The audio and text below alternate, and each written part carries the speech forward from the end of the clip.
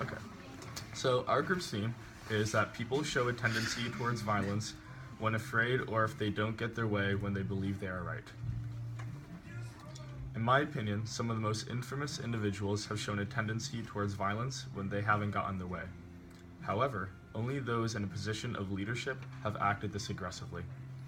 I believe that people's reaction towards not getting their way also depends on their personality, so therefore, not everyone shows a tendency towards violence. Yeah, I really agree with our thesis. Like, I think that in reality and in literature, like William Golding and in Lost and military groups, they just show hostility and violence when they want powerful positions, because then they all get what they want, and then when they don't get the powerful leadership positions, they act out.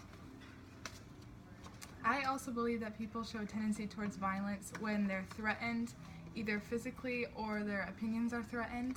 And I think this is because it's natural for people to want to protect themselves. And this is demonstrated by Sawyer when he accuses and attacks Sean of being a terrorist. And I think this is because he's afraid of his power and what he might do, and he wants to put an end to that before anything happens. And then also his opinions are threatened when he wants to check the signal on the receiver before they reach higher ground, but nobody else wants to, and so he lashes out in order to make himself heard.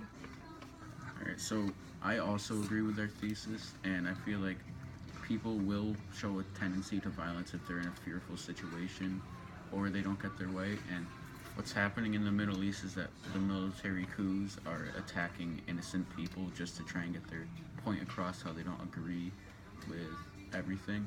And people will do some things that might be considered inhumane to some people, but they might be considered fine to them.